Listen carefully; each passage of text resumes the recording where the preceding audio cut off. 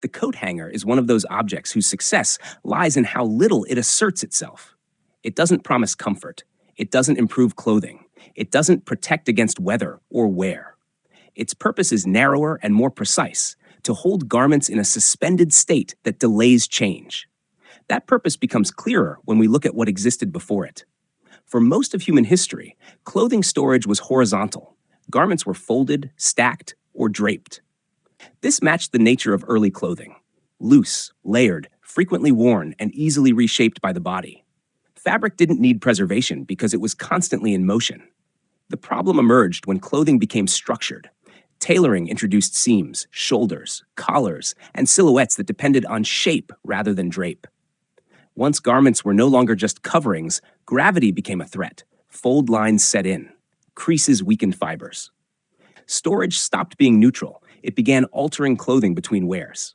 The coat hanger enters not as a convenience, but as damage control. Its design goal is not to improve clothing, but to interfere with gravity just enough to slow entropy. It doesn't recreate the human body. It approximates it in the cheapest, simplest way possible. That approximation is the key design tension. A perfectly shaped hanger would require size variation, padding, and adjustment. It would be expensive and bulky. An overly minimal hanger would distort garments. The modern hanger exists in the uncomfortable middle, wrong for everyone, acceptable for most. The shoulders are angled not for comfort, but for load distribution.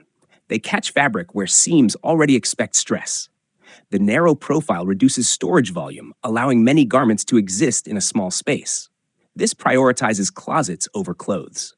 The hook solves another problem: orientation. Hanging garments without rotation would lead to visual and physical disorder. The hook standardizes direction, making garments predictable at a glance. It turns a collection of independent objects into a system. Material choices reveal further trade-offs. Wire hangers bend easily, which makes them forgiving but unreliable. Plastic hangers offer consistency, but can snap under stress. Wooden hangers provide stability at the cost of space and weight.